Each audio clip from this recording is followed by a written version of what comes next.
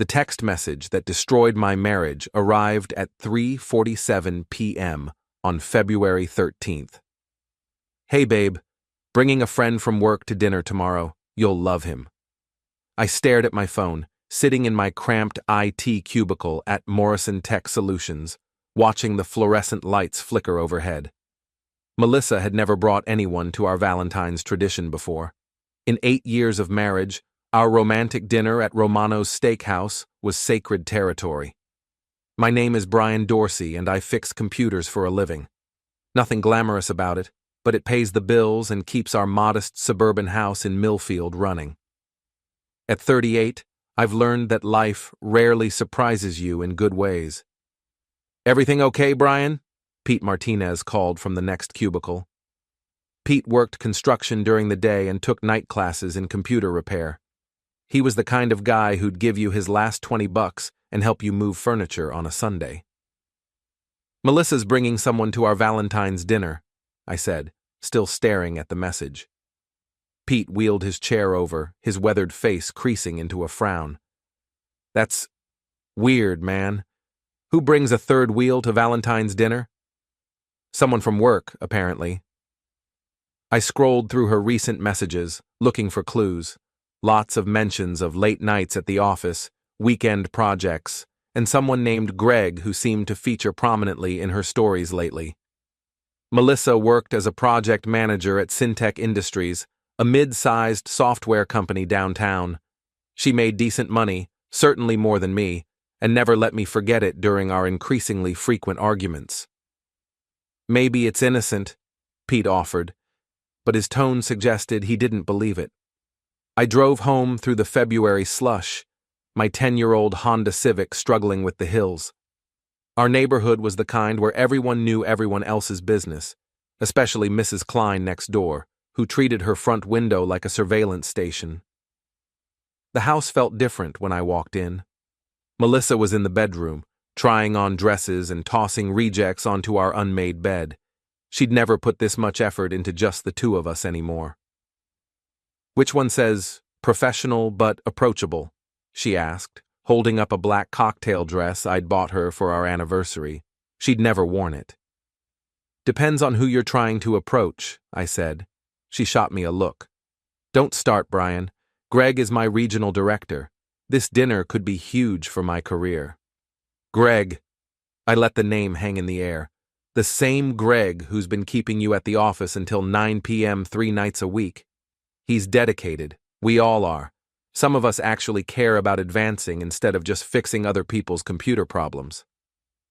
There it was. The contempt she'd been barely hiding for months, now right out in the open. I watched her slip into the black dress, the one she'd claimed was too fancy for our anniversary. What does Greg's wife think about him working such long hours with his attractive project manager? Melissa froze, her back to me. "He's divorced. Recently. It's been hard on him." Of course he was. Recently divorced, vulnerable, probably telling her how different she was from his ex-wife. I'd seen this movie before, just never starring my own wife. That night, I lay awake listening to Melissa text someone.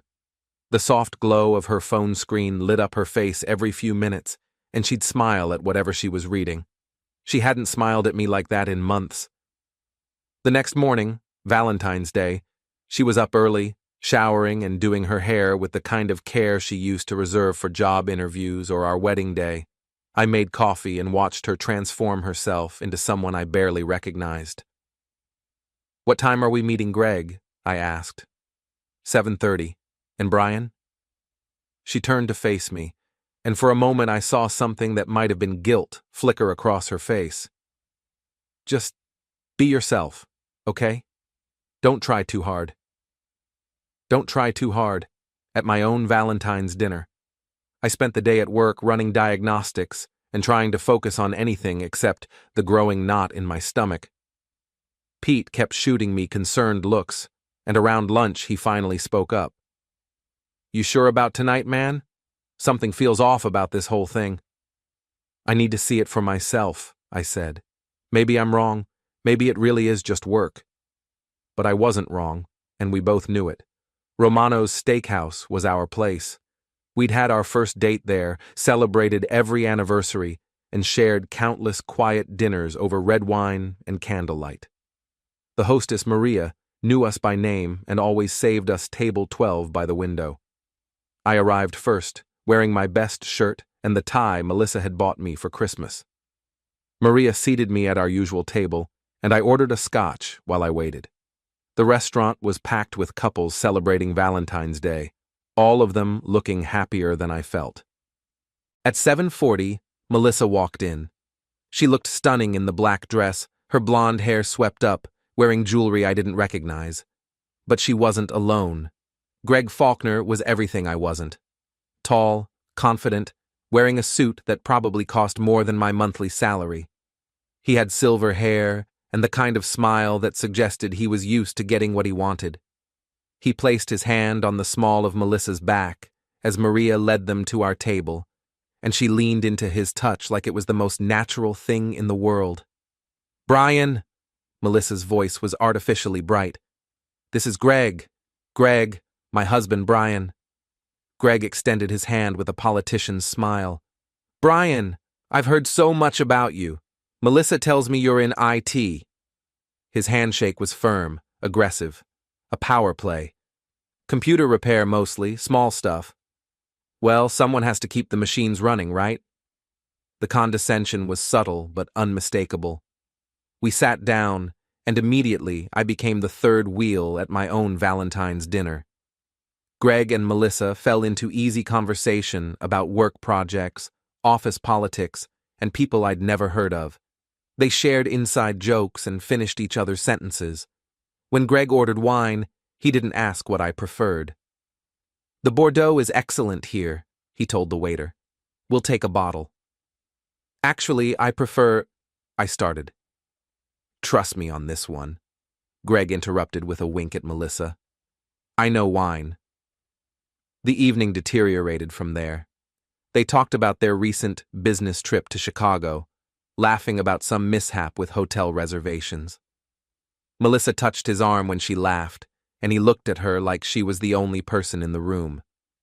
Under the table, I watched her foot slide against his calf.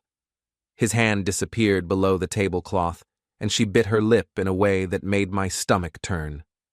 "So, Brian," Greg said during a brief lull, "Melissa tells me you two have been married 8 years.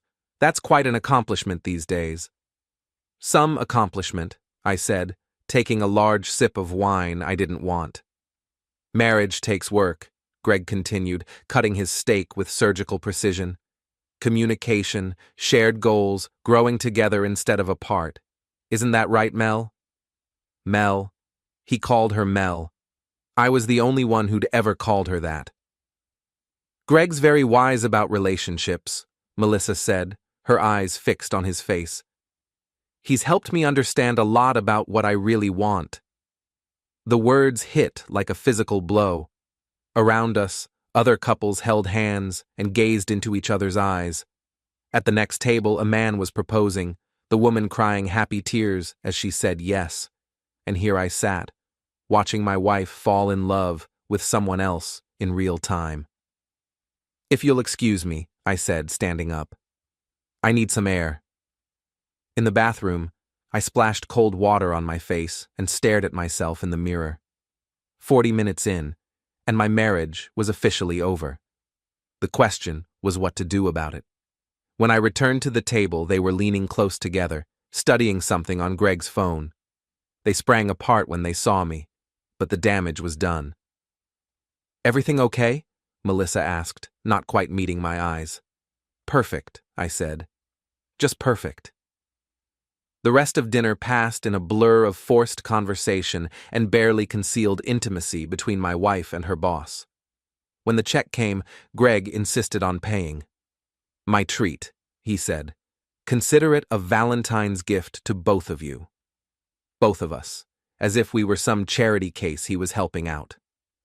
In the parking lot, Greg pulled Melissa aside for a private conversation while I waited by our car. They stood close together under the streetlight, and I watched him touch her face gently before kissing her cheek.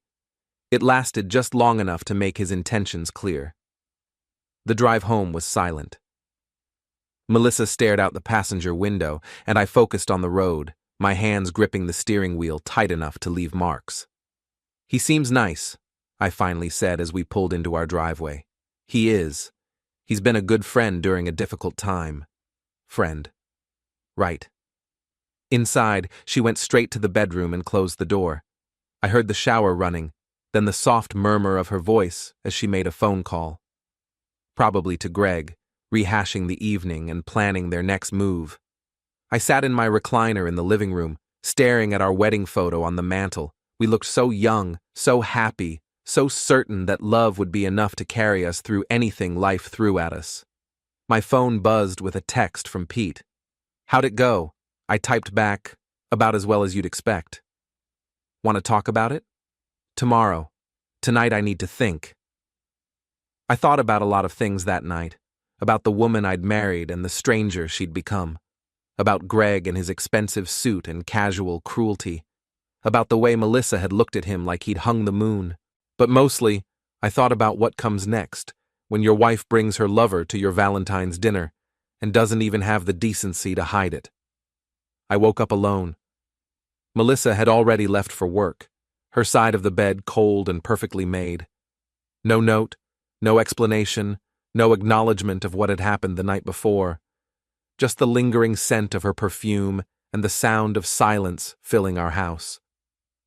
My phone showed 3 missed calls from Pete and a text. "Coffee? You sound like you need it." We met at Murphy's Diner, a greasy spoon near the construction site where Pete worked. He took one look at my face and ordered us both the full breakfast without asking what I wanted. "That bad, huh?" he said, sliding into the cracked vinyl booth across from me. I told him everything, the hand-holding, the inside jokes, the way Greg had taken over our table like he owned it. Pete listened without interrupting, his expression growing darker with each detail. "So, what's your plan?" he asked when I finished. "I don't have one yet. Part of me keeps thinking maybe I'm overreacting, maybe it's not what it looks like." Pete snorted. "Brother, I've been divorced twice. I know what cheating looks like, and what you described ain't a business dinner.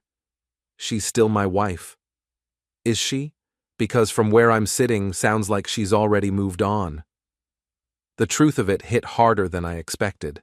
Melissa hadn't just betrayed me, she'd replaced me. In her mind, our marriage was probably already over. "You need evidence," Pete continued.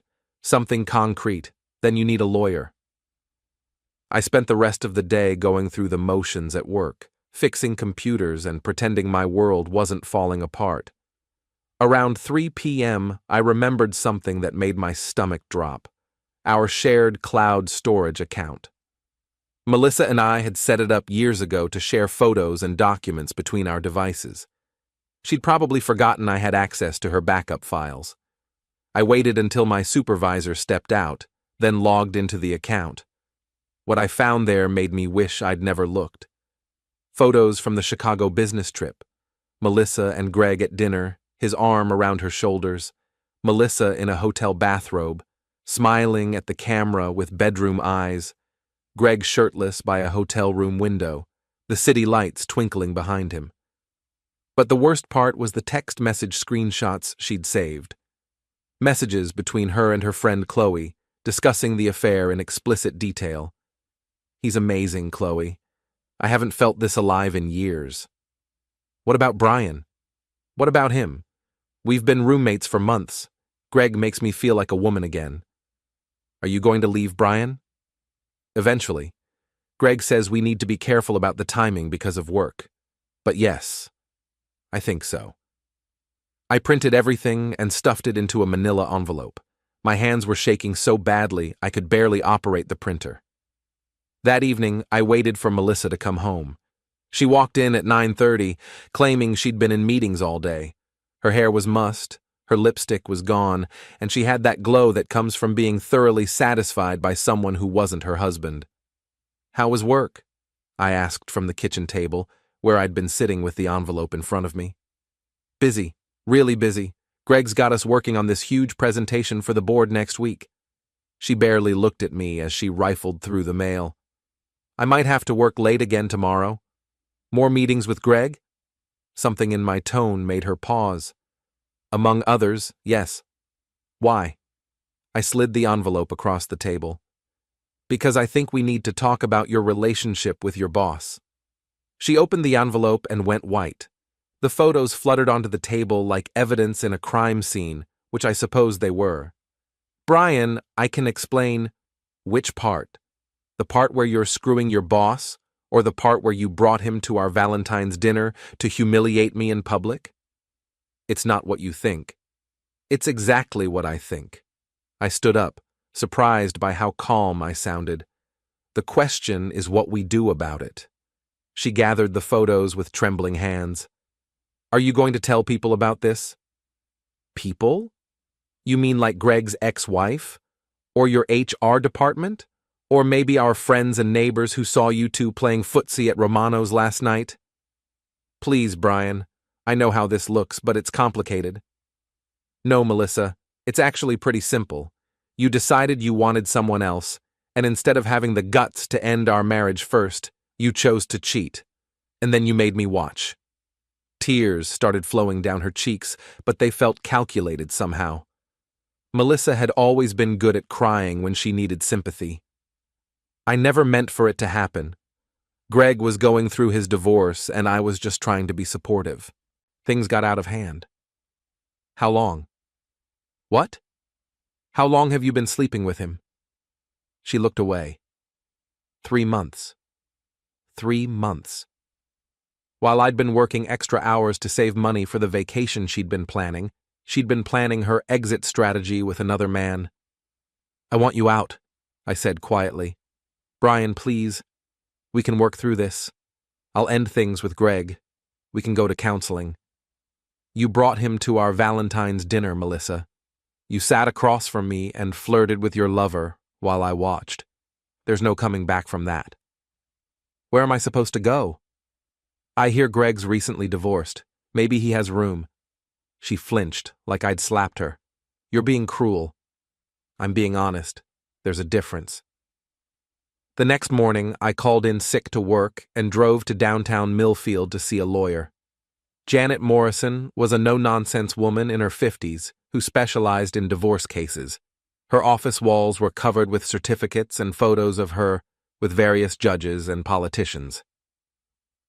Adultery cases are tricky in this state, she explained after reviewing my evidence.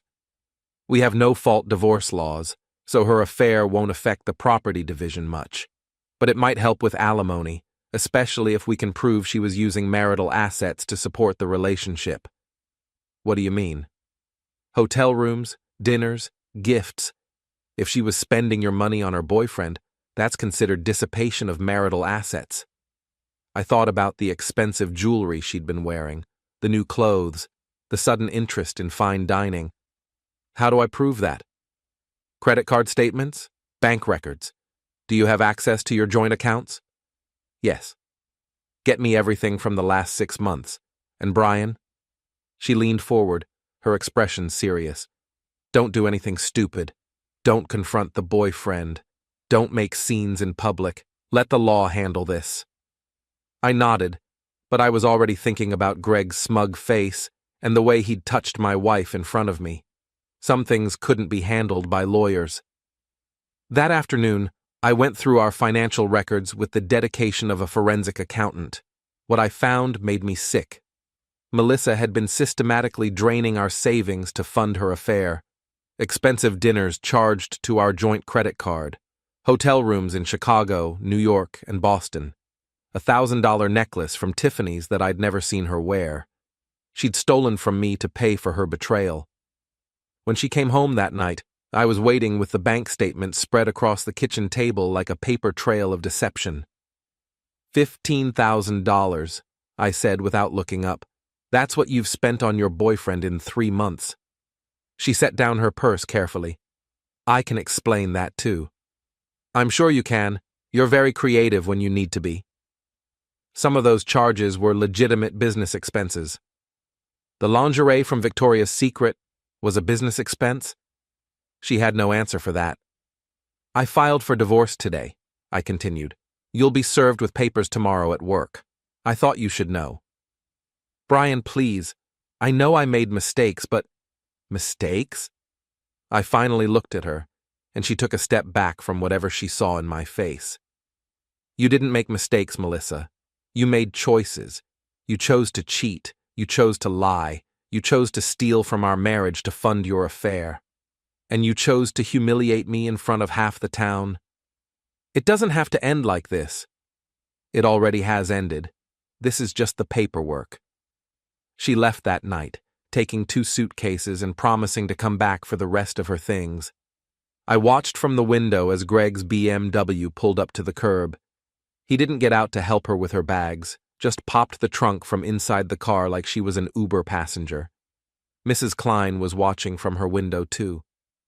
By morning, the whole neighborhood would know that the Dorseys were getting divorced, and why. I should have felt relieved, but instead, I felt empty. 8 years of marriage reduced to a pile of legal documents and a house that echoed with memories of better times. Pete came over that weekend with beer and take-out Chinese food.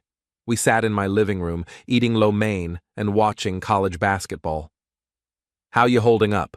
he asked during a commercial break. "I'm angry," I admitted. "Not just hurt. Angry. She didn't just cheat on me, Pete. She made me watch. She brought him to our place on our day and made me sit there while they played house." Anger's good.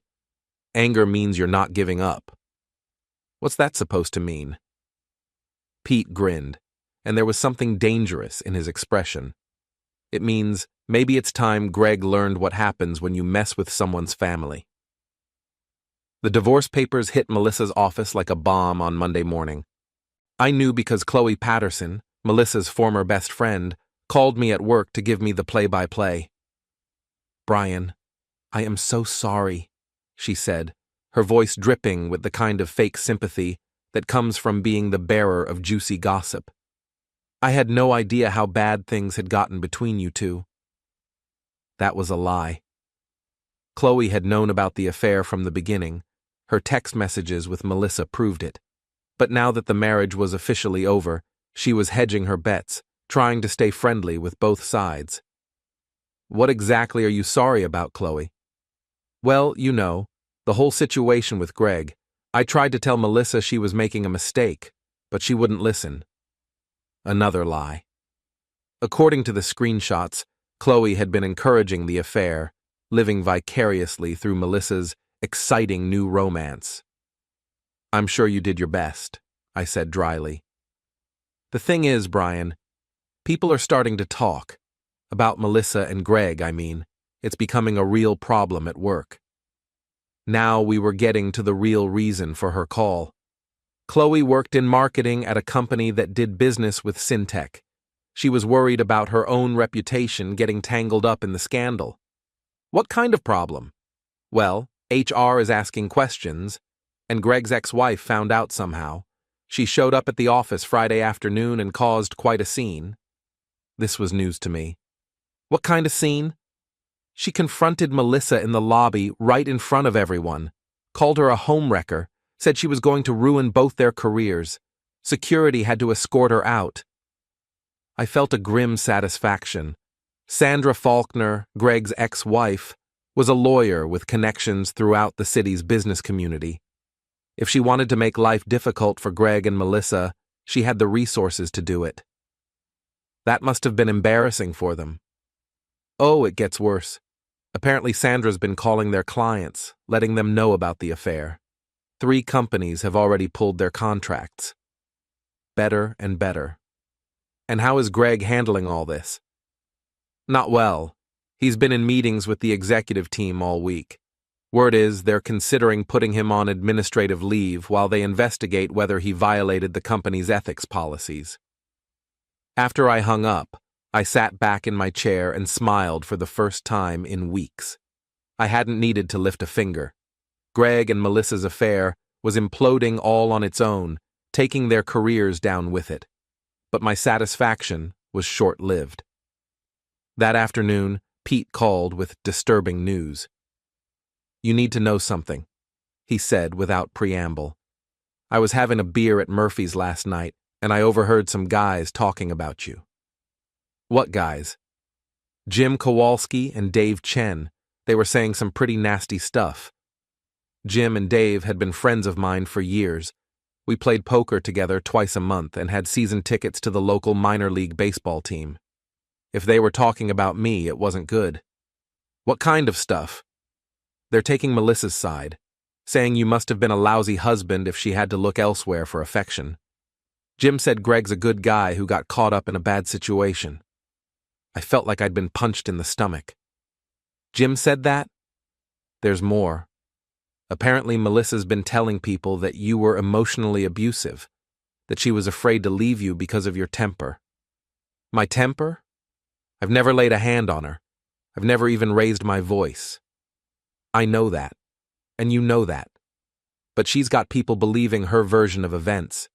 Dave said you probably drove her into Greg's arms. This was a new level of betrayal. It wasn't enough for Melissa to cheat and leave. Now she was destroying my reputation to justify her actions. There's something else, Pete continued. They're planning to confront you at poker night Thursday. Jim wants to tell you what a piece of shit you are for refusing to take responsibility for your failed marriage. Thursday night poker was held at Dave's house, a tradition going back 5 years. The core group included me, Pete, Jim, Dave, and 2 other guys from the neighborhood, Mike Torres and Steve Walsh. We'd been through divorces, job losses, and family crises together. I'd considered them some of my closest friends. Are you going? I asked Pete. Damn right I'm going. Someone needs to have your back. No, I said, an idea forming in my mind.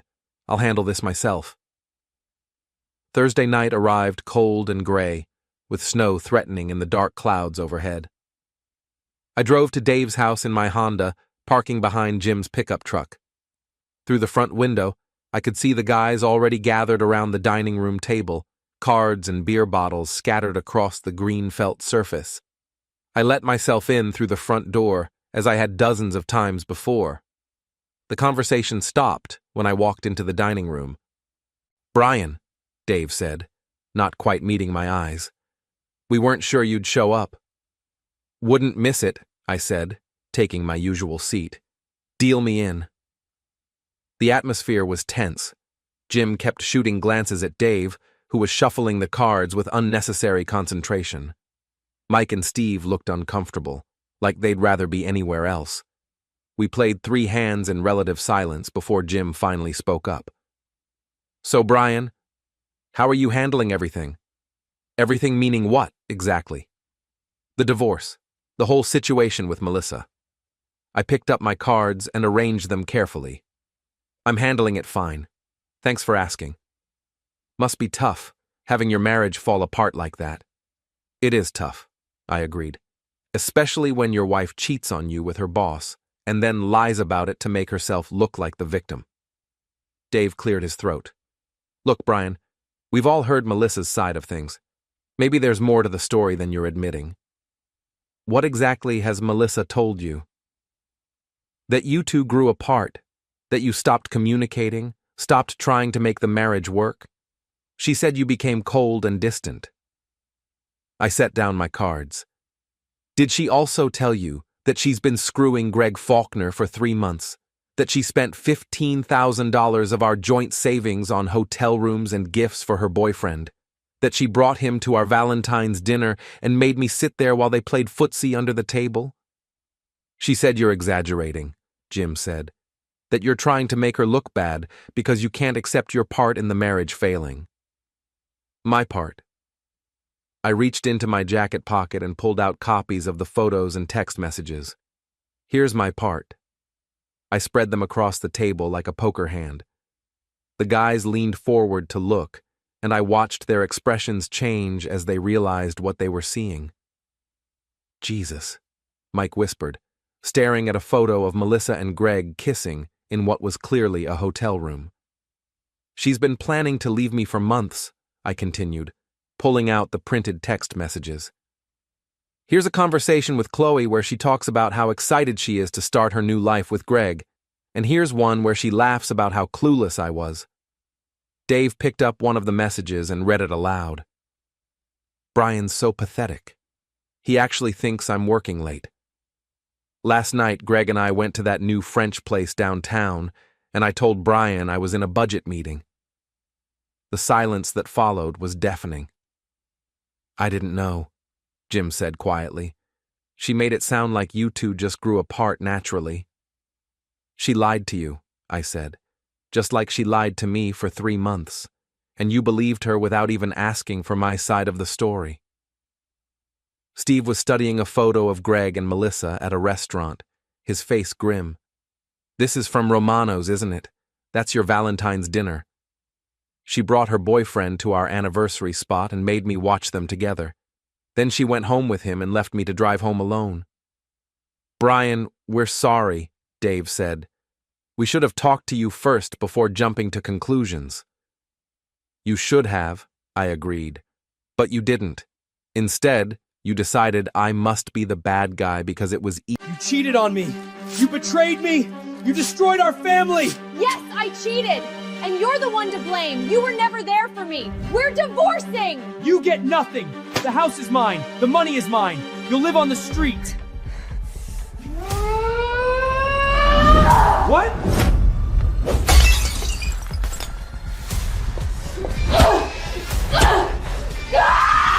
Want to know who I cheated with? Your boss. He's a real man. You're finished. I'll make sure you get nothing. You hear me? Nothing. I don't need your money. I'm leaving you for him. He's twice the man you are. And you know what else?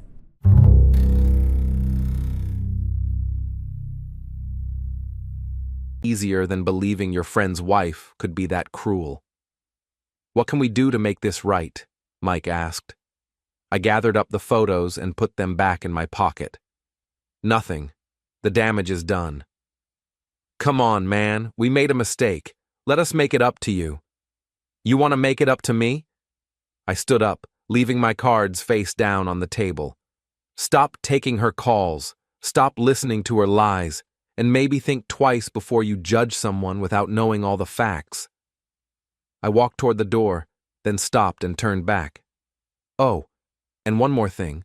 Melissa's been telling people I was abusive, that I have a temper problem. You guys have known me for 5 years. Have you ever seen me lose my temper? Have you ever seen me treat anyone badly?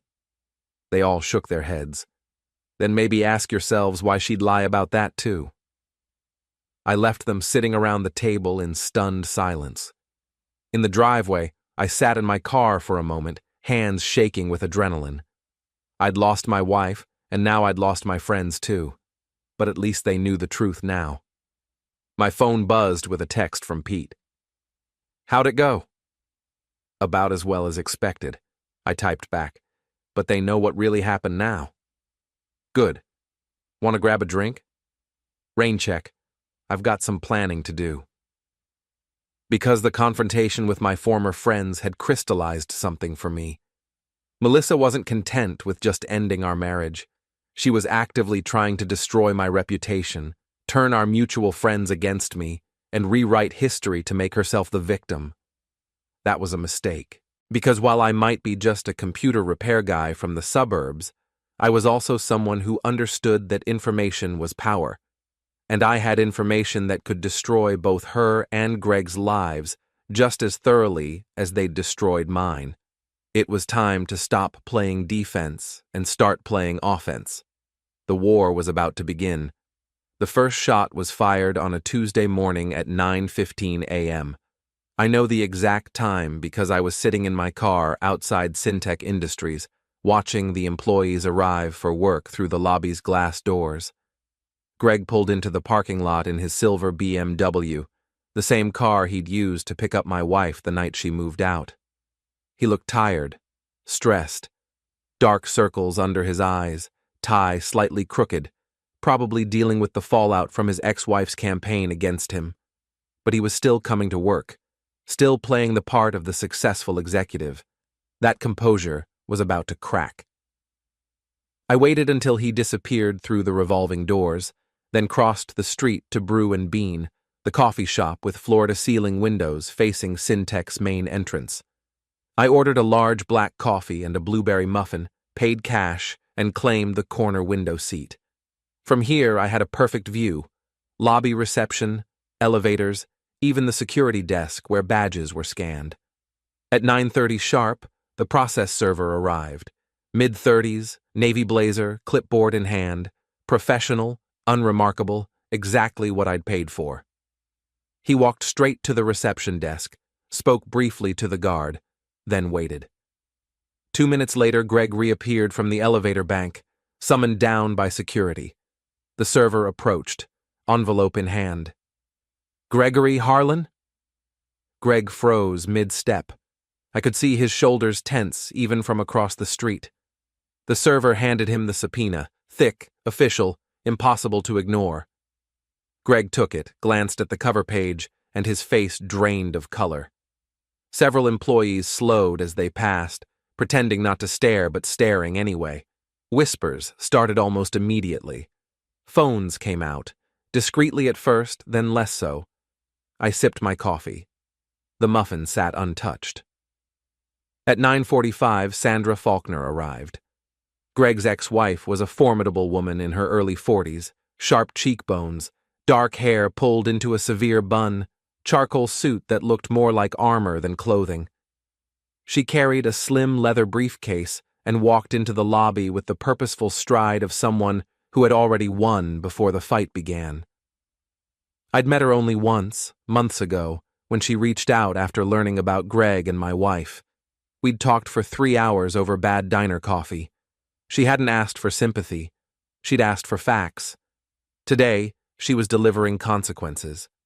Sandra went straight to reception, badged in as a visitor, prearranged courtesy from a sympathetic HR contact, and was escorted to the executive floor. I knew the plan because she'd outlined it the night before in a terse text. 9:45. I'll be in his office. You watch from outside. No contact unless necessary. I didn't need contact. I just needed to see. At 10:05, the first visible ripple hit. Greg emerged from the elevators again, face flushed, subpoena clutched like a grenade. He headed toward the parking lot, phone already to his ear. Behind him, 2 security guards flanked Sandra as she exited the building. She looked calm, almost serene. Greg spotted her across the lot and stopped dead. They stood 20 feet apart. No shouting, at least not that I could hear, but the body language screamed. Greg gestured wildly with the subpoena. Sandra simply crossed her arms and waited. After 30 seconds, he turned and stormed to his BMW, slamming the door hard enough that I heard the echo. Sandra watched him peel out, then walked to her own car, a sensible black Audi, and drove away without a backward glance. I stayed another hour. By 11 o'clock, the lobby was buzzing.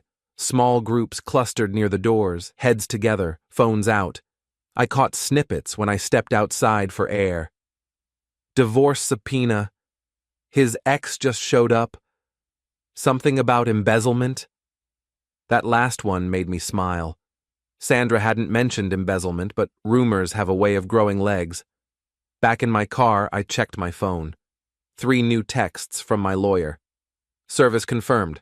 Greg acknowledged receipt. We now have 30 days to compel production. Financials are the tip. Sandra forwarded me the forensic accounting prelim. Irregular transfers from Syntech to offshore accounts matching dates of his business trips with your wife. She's willing to testify if needed. Says it's about justice, not revenge. I typed back, keep pushing. No settlement offers yet. Then a message from Sandra herself. He cracked the moment he saw me, didn't even try to bluff, told security to escort me out before I could say 3 words. Mission accomplished. I replied, thank you. Coffee next week? My treat. Her response came fast. Only if it's good coffee. And bring the next set of questions. I started the engine and pulled away from Syntech.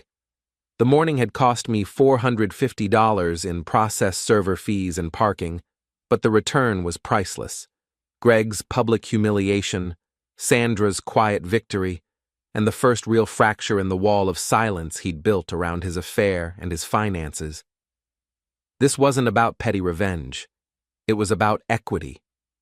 My wife had walked away with half our savings, a condo lease in her name, and a narrative that painted me as the controlling ex. Greg had encouraged that story, fed it to her during late-night calls, promised her a life free of small-minded husbands. Now the ledger was balancing. I drove to the park where Mia and I used to feed ducks on weekends. She was with her mom this week, court-ordered visitation, but I'd see her Saturday. I'd tell her the truth in pieces, age-appropriate pieces, no venom, just facts. Mommy made choices. Daddy is fighting to make sure those choices don't erase our family. My phone buzzed again, unknown number. I let it go to voicemail. The message played on speaker. Mr. Mercer, this is Karen from Syntech HR. Greg Harlan has been placed on administrative leave pending internal review. We received an anonymous tip this morning regarding financial irregularities. If you have any information relevant to our investigation, we'd appreciate a call. I smiled for the first time that day. Anonymous tip. Sandra hadn't wasted time. I pulled over, stared at the empty duck pond, and felt the weight in my chest lighten just a fraction. The first shot had landed. There would be return fire. Greg had lawyers, money, charm, but every shot he fired now would come from a weaker position. I texted my lawyer one last time. HR just called. Greg's on leave. Push the forensic accountants harder. We're not stopping until every dollar is accounted for. Then I drove home. The house was quiet, too quiet, but it was mine. The war wasn't over, but today I'd taken ground, and tomorrow I'd take more. I'd called Sandra the night before and shared some of the evidence I'd gathered about Greg and Melissa's affair. Not out of spite, but because she deserved to know how her ex-husband had been spending his time and money. She'd been very interested in the hotel receipts and credit card statements that showed Greg had been using joint assets to fund his affair while their divorce was still being finalized. At 10:15, two men in dark suits entered the building. I didn't know who they were, but they had the look of investigators or auditors. Sandra had mentioned that she was exploring whether Greg had committed fraud by hiding assets during their divorce proceedings. My phone buzzed with a text from Pete. Where are you? Boss is looking for you. I'd called in sick again, using up vacation days I'd been saving for the trip to Mexico that Melissa and I would never take. Doctor's appointment, I texted back. Be in after lunch. At 11:30, the entertainment really began. Through the coffee shop window, I watched as employees started gathering in the Syntech lobby, pointing and whispering. Something big was happening inside. My phone rang. It was Chloe, and she sounded panicked. Brian, what did you do? I'm having coffee and a muffin. What are you talking about? Don't play dumb. There are investigators all over Syntech. Greg's been suspended, and Melissa's locked in a conference room with HR and some lawyers. That sounds serious. This is your doing, isn't it? You're trying to destroy them. I'm not trying to do anything, Chloe. I'm just making sure the truth comes out. What truth? That they fell in love? That happens sometimes, Brian. People can't help who they fall in love with. You're right, I said. But they can help whether they steal money to fund their affair. They can help whether they commit fraud and violate company ethics policies. They can help whether they lie to investigators and obstruct justice. What are you talking about? Ask Melissa. I'm sure she'll explain everything. I hung up and ordered another coffee. The show was just getting started. Around noon, I saw Melissa emerge from the building. Even from across the street, I could see that she'd been crying. Her makeup was smeared, her hair disheveled, and she was carrying a cardboard box that probably contained her personal belongings. She'd been fired. Greg appeared a few minutes later, also carrying a box. His expensive suit was wrinkled, his tie askew. He looked like a man whose world had just collapsed around him. They stood together in the parking lot, talking intensely.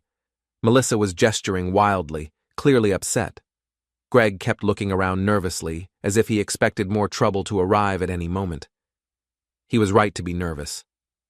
At 12:30, a police car pulled into the Syntec parking lot. 2 officers got out and walked into the building.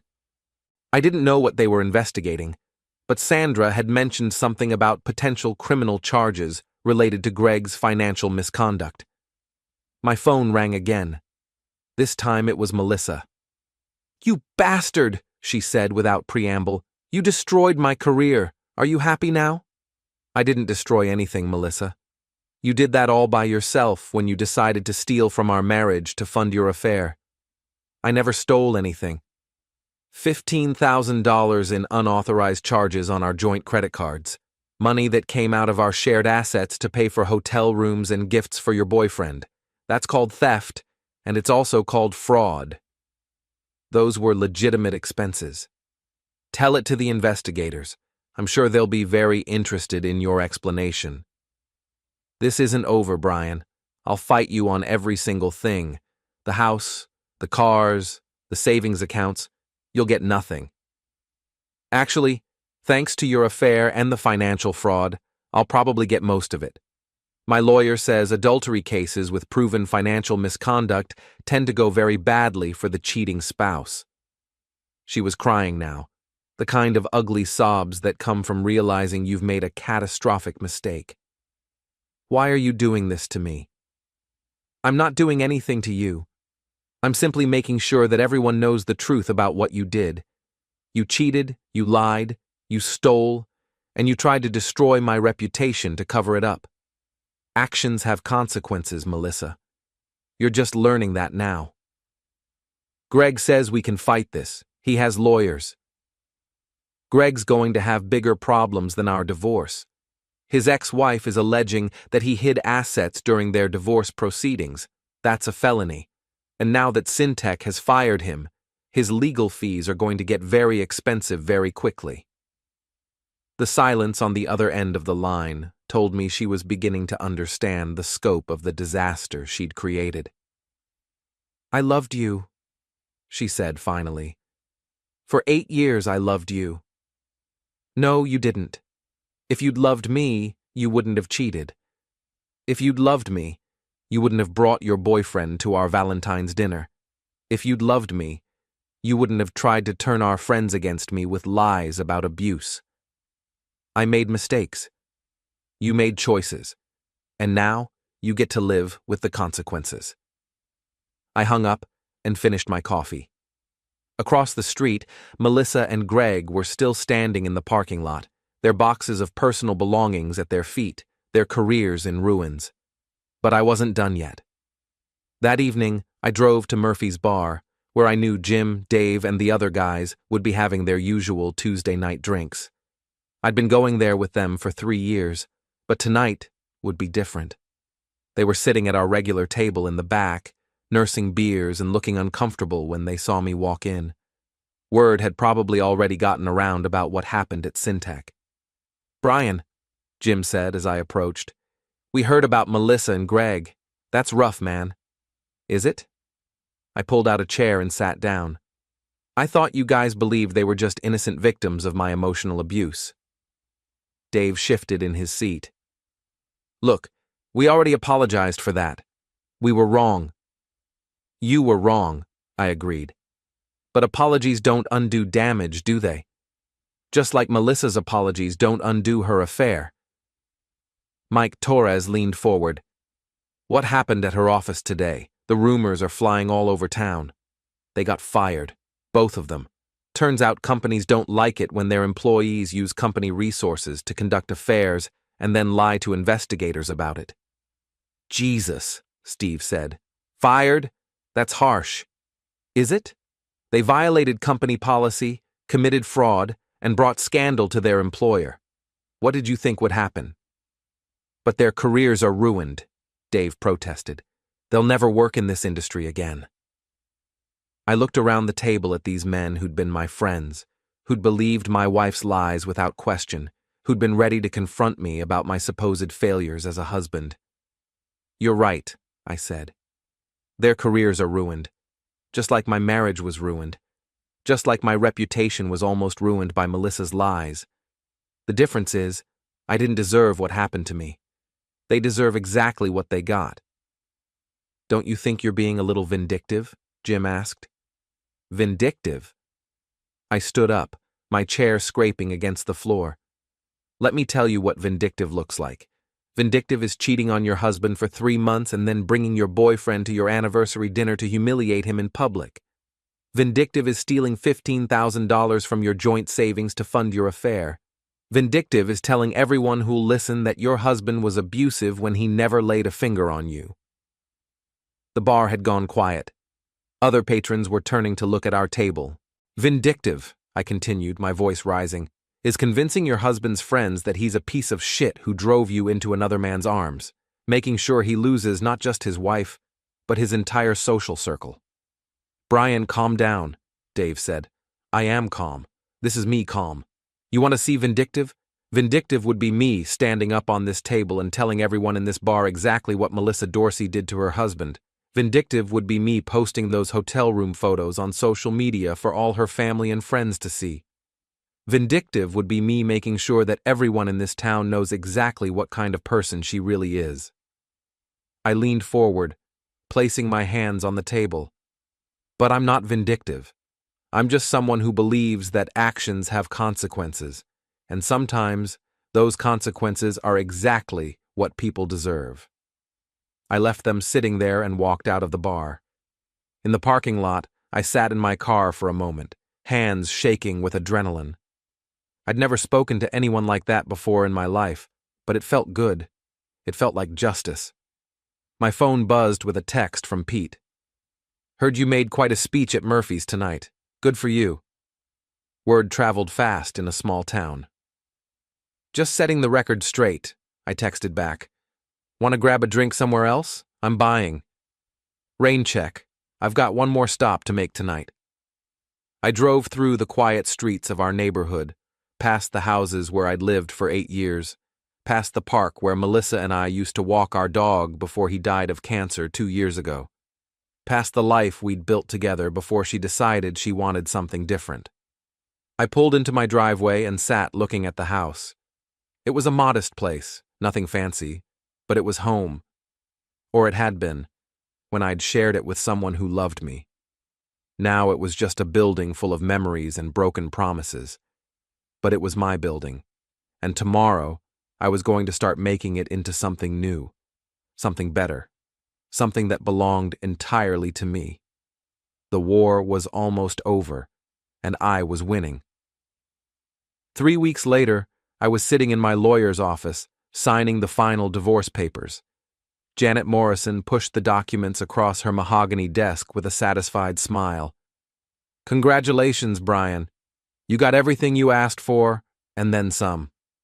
I'd gotten the house, the car, and 70% of our joint assets. Melissa's affair, combined with the financial fraud she'd committed, had made the settlement a foregone conclusion. Her lawyer had advised her to take the deal, rather than risk going to trial, where her misconduct would become part of the public record. What about Greg? I asked. His situation is more complicated. Sandra's forensic accountant found evidence that he hid nearly $200,000 during their divorce. The district attorney is considering criminal charges. And Melissa? She won't face criminal charges for the credit card fraud, since you were technically married when it happened. But she's been blacklisted from the tech industry. Word is she's working as a waitress at some chain restaurant across town. A waitress. The woman who used to look down on my small job was now taking orders and serving food to make ends meet. There was a certain poetic justice to that. Any word on where she's living? Greg's apartment, last I heard, though that might change if he goes to prison. I left the lawyer's office and drove through downtown Millfield, past the Syntec building where Melissa had worked, past Romano's steakhouse where she'd humiliated me on Valentine's Day. The city looked different now, smaller somehow, like I was seeing it from a great height. My phone rang as I pulled into my driveway. It was Pete. How'd it go? It's over. I'm officially divorced and significantly richer. Damn, brother. That calls for a celebration, Murphy's? I considered it. Murphy's was where I'd confronted my former friends 3 weeks ago. Some of them had tried to apologize since then, but the damage was done. I'd learned who my real friends were when the chips were down. Actually, let's try somewhere new. I'm thinking it's time for a fresh start. I know just the place. O'Malley's on 5th Street. They've got great wings and terrible karaoke. Perfect. We met at O'Malley's an hour later. It was a dive bar with sticky floors and neon beer signs, the kind of place where nobody cared about your personal drama or professional failures. Pete was already there, nursing a beer and chatting with the bartender. "To freedom," he said, raising his glass when I sat down. "To consequences," I corrected, clinking my bottle against his. We were halfway through our wings when my phone buzzed with a text from an unknown number. "We need to talk, please." M. I showed Pete the message. He snorted. "What do you think she wants?" "Probably money. Or maybe she wants me to call off the dog somehow, make her problems go away. You going to respond?" I thought about it for a moment, then typed back, "We have nothing to talk about." The response came immediately. "I'm pregnant." I stared at the screen, feeling like I'd been punched in the stomach. Pete saw my expression and leaned over to read the message. "Holy shit, is it yours?" I did the math quickly. Melissa and I hadn't been intimate in months before I discovered the affair. "No, has to be Greg's." "So why is she telling you?" Another message appeared. "I know what you're thinking, but the timing is complicated. Please, just 5 minutes. I'm outside." I looked toward the front window and saw her standing on the sidewalk under a streetlight. She looked terrible, thin, pale, wearing clothes I didn't recognize. The confident, polished woman who'd brought her lover to our Valentine's dinner was gone, replaced by someone who looked desperate and defeated. "Don't do it," Pete said. "Whatever she wants, it's a trap." But I was already standing up. 5 minutes. Then I'm done with her forever. I walked outside, leaving Pete at the table. Melissa looked even worse up close. Her hair was stringy, her makeup smeared, and she had the hollow-eyed look of someone who hadn't been sleeping. "Thank you," she said. "I wasn't sure you'd come out." "You said you were pregnant. If that's true, congratulations. If it's a lie to get my attention, you've wasted both our time." "It's true. 6 weeks. And it's Greg's." She nodded, tears starting to flow. "He doesn't want it.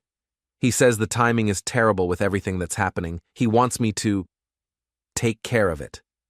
That's between you and him. It has nothing to do with me. I don't have anywhere else to turn, Brian.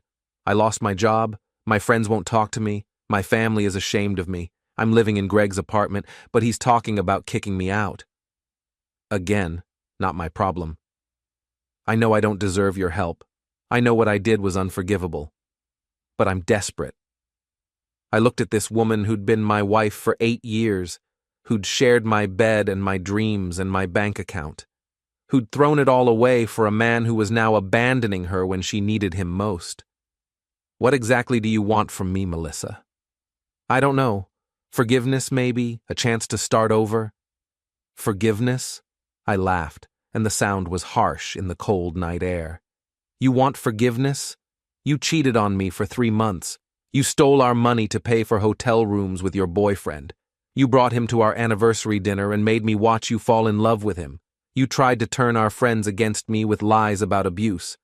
And now you want forgiveness? I was confused. I made terrible mistakes. No, you made choices. And every single choice you made was designed to hurt me as much as possible. You didn't just want to leave me, Melissa. You wanted to destroy me. That's not true. Isn't it? Then why the public humiliation? Why the lies about abuse? Why turn our friends against me? You could have just asked for a divorce, but that wasn't enough for you. You had to make sure I lost everything. She was sobbing now, mascara running down her cheeks in black streams. I'm sorry. I'm so sorry. I'm sure you are. Sorry you got caught. Sorry you lost your job. Sorry your boyfriend turned out to be a coward who won't stand by you when things get tough. But you're not sorry for what you did to me. You're just sorry you're facing consequences for it. What am I supposed to do? I don't know, and I don't care. Figure it out. You're a smart woman. At least you used to be. I'm sure you'll think of something. I turned to walk back into the bar, then stopped. Oh, and Melissa? Don't contact me again. Ever. We're done. I left her standing under the streetlight and went back inside. Pete took one look at my face and ordered us both another round. Pregnant? He asked. Pregnant and abandoned. Greg doesn't want the baby. Karma's a bitch. That it is. We drank in silence for a while, watching a middle-aged man massacre Sweet Caroline on the karaoke stage. Finally, Pete spoke up. You feel bad for her? I considered the question. 3 months ago, I would have. 3 months ago, I would have been devastated by the sight of Melissa crying and desperate. I would have wanted to help her, to fix her problems, to be the hero who saved her from her own mistakes. But that man was gone, destroyed in the wreckage of our marriage. No, I said. I don't feel bad for her. I feel nothing for her. And it was true. Looking at Melissa tonight, I'd felt no love, no hate, no anger, no pity. She was just a stranger who'd once been important to me, like a childhood friend you run into at the grocery store and barely recognize. Good, Pete said. That means you're healing. My phone buzzed with one final text. I'll always love you, Brian. I hope someday you can forgive me. I deleted the message without responding and blocked her number. Then I ordered another beer and listened to Pete tell a story about a construction mishap that had resulted in a bathroom being built upside down. For the first time in months, I was genuinely laughing. 2 hours later, I drove home through the quiet streets of my neighborhood. Mrs. Klein's house was dark, but I knew she'd be watching from behind her curtains tomorrow when the moving truck arrived. I was selling the house and moving across town, away from the memories and the gossip and the life I'd built with someone who'd never deserved it. I pulled into my driveway and sat looking at the house one last time. In a few weeks it would belong to someone else, and I'd be starting over in a new place with new neighbors who didn't know my story. The thought should have been scary, but instead it felt liberating. I walked up to the front door, past the flower bed where Melissa had planted roses that never bloomed, past the mailbox where we'd received wedding invitations and Christmas cards addressed to Mr. and Mrs. Dorsey. Inside, the house was full of boxes and empty spaces where furniture used to be. I'd donated most of our shared belongings to charity, keeping only what I needed for my new life. The wedding photos were gone, the couple's artwork removed, the his and hers towels replaced with plain white ones that belonged only to me. I opened a beer and sat in my recliner, the one piece of furniture Melissa had always hated, and turned on the late-night news. The anchor was talking about a corruption scandal at City Hall, about a businessman who'd been arrested for embezzling funds from his own company. Everywhere you looked, people were facing consequences for their actions. My phone rang. It was my sister Jenna calling from Seattle. Hey, little brother, how did the lawyer meeting go? It's official. I'm divorced and rich. Rich? Relatively speaking. Turns out adultery and fraud don't play well in divorce court. Good. What about the cheating bastards? Melissa's pregnant and broke. Greg's probably going to prison. They're living together in a studio apartment, fighting about money and blaming each other for their problems. Sounds like they deserve each other. That's what I keep telling myself. Any regrets? I thought about it. 3 months ago, I'd been a married man with a stable life and a circle of friends. Tonight, I was divorced, alone, and starting over at 38. None, I said, and meant it. Good. You know what this means, right? What? You're free. For the first time in 8 years, you can do whatever you want, be whoever you want, go wherever you want. The world is wide open. She was right. Tomorrow, I could wake up and decide to move to California or learn to play guitar, or take that photography class I'd always been interested in. I could date someone new or stay single. I could reinvent myself completely, or just be a better version of who I already was. The possibilities were endless. I love you, Jenna.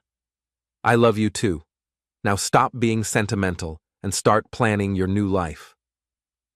After we hung up, I sat in the quiet house and thought about the future, about the apartment I'd rented across town with its big windows and hardwood floors and view of the park, about the job offer I'd received from a tech company in the city, doing more interesting work for better pay, about the vacation I was planning to take, 2 weeks in Ireland, traveling alone and answering to nobody, about the life I was going to build for myself, one that belonged entirely to me. Outside, it started to rain. I listened to it drumming against the windows and thought about Melissa, standing under that streetlight, crying for a life she'd thrown away for a man who'd abandoned her at the first sign of trouble. I thought about Greg, facing criminal charges and career ruin, learning too late that actions have consequences. I thought about my former friends, who'd chosen to believe lies rather than trust someone they'd known for years. And I thought about myself, sitting in my empty house, free from all of them. The rain kept falling, washing the streets clean, preparing the world for whatever came next. I finished my beer, turned off the lights, and went to bed. Tomorrow was the first day of the rest of my life,